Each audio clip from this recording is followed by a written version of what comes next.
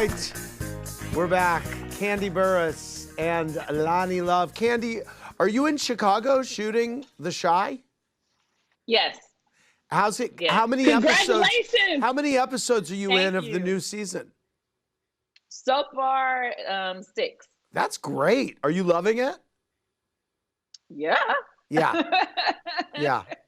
I am the wife of the mayor now. Oh my God, I love it. Ooh, Kandi, ooh. did you read Mariah Carey's memoir, by the way, Kandi?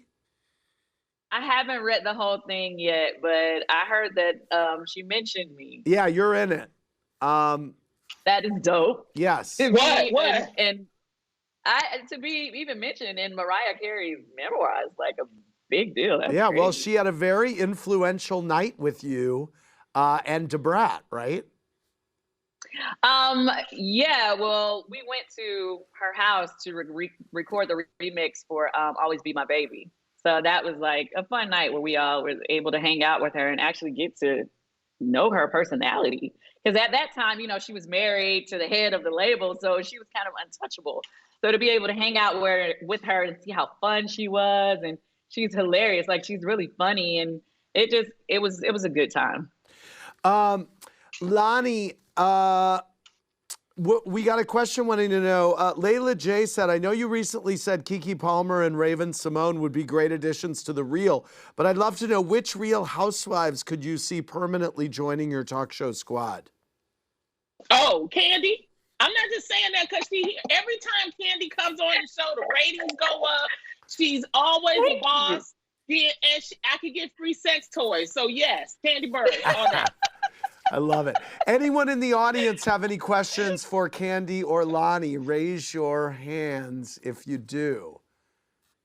Yes, ma'am, on the top right. I will ask something for sure. Hello. Hello, Kandi. How are you? So nice to meet you, and thank you for having us, Mr. Cohen. Just real quick, I grew up in the 90s, 80s. I'm a 70s baby, and I enjoyed your music. So how in the world did you maintain the longevity? Because I'm very impressed. Your work ethic is awesome. Thank you. Good question. Thank you. I honestly think you have to, constantly reinvent yourself and not get caught up in your own success. Meaning, sometimes you feel like people feel like they're bigger than life, or they feel like, oh, they made it. I never quite feel like I've made it. Like, I always feel like I'm trying to work to get to my next level or my dream. So I never take myself too seriously. I always feel like those people that you see walking around with a chip on their shoulder and they feel like, oh, they're, doing the most or better than everybody else. To me, that's when things really start messing up, because you get this sense of false security. You know what I mean? So I never have that feeling. I always feel like I have to continuously work for my next thing or try to make it keep going, Yeah. Kandi is the most entrepreneurial person that I deal with, I think, on all of the Bravo shows. So she never stops thinking of kind of new ideas. And I know this question wasn't for me, but I'm just giving my observation.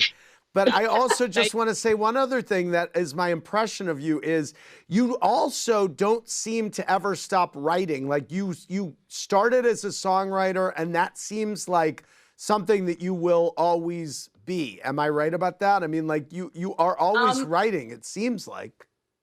Well, I definitely hope that I'm always able to continue to write. For me, what has been working out as a blessing is that a lot of the songs that I wrote a long time ago, people are reusing them and remixing them, which makes me a writer on all of these new songs that are coming out. Thank you, Ed Sheeran. I just had another one. Somebody just recently reused the hook from Don't Think I'm Not. It hasn't come out yet, but whenever you hear it, you'll know what I'm talking about. But they made a whole new song, but the hook of the song is my hook from Don't Think I'm Not. So clearly, we. I think you're also an inspiration, Kandi. I remember at Essence Fest when you was performing with Escape, and then you turned around, you had Blaze. I think you're just the inspiration to women, and you're nice. So I wouldn't say that if it wasn't true. So you're going to always have success. Nice people have success. There you go. Thanks, Lonnie. I love you. I love you too. Candy, Janet, I wants to know if you were surprised that Drew laid into Kenya at the dinner tonight after Kenya had already apologized and Drew was complaining earlier about the negativity in the house. I was kind of surprised because at that time, I didn't really think that Kenya had done anything to her personally. So I was just kind of shocked that it was like she was not letting up on Kenya at all. I mean, the conversation they had was way longer than you guys had a chance to see. Right. And I was just kind of like, okay, why is she taking things so personally with Kenya? Because at that time, I didn't feel like they really had any beef or whatever. So I just was like, okay, she kind of going hard on Kenya today. But no, she was not. No, Drew was sticking harder than Gorilla Glue to Kenya. I mean, she was not letting her have it. She was not easing up at all. But what I like about you, Candy, is that you try to be the mediator and you did tell Candy about herself. So that was cool too. You mean Kenya? You know what I mean? So you're trying. Kenya. Yeah, Kenya. Yeah. Candy. It's Candy. Frankie S. wants to know, do you think it was classic auntie behavior of Cynthia to bag up some of the pork for Mike? So what? Was that auntie behavior when Cynthia bagged up that pork? Yes, she keeping her man. It was definitely a little auntie behavior for her to take a bag all the way from a trip from South Carolina and take it back to Atlanta for her man. I was like, girl, now you know that is crazy.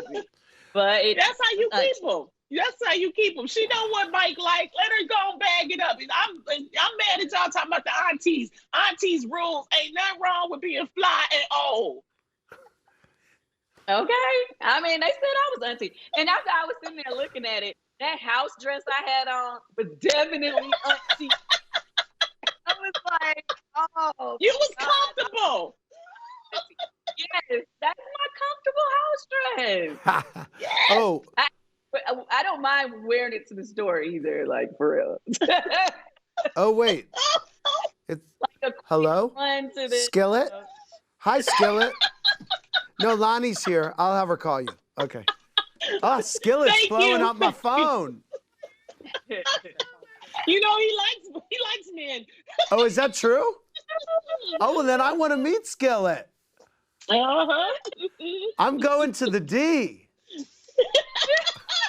He'll take you to the D, all right. Oh, boy. All right. Let's leave it there. I want to thank Candy and Lonnie Love and Skillet. For more, click around BravoTV.com.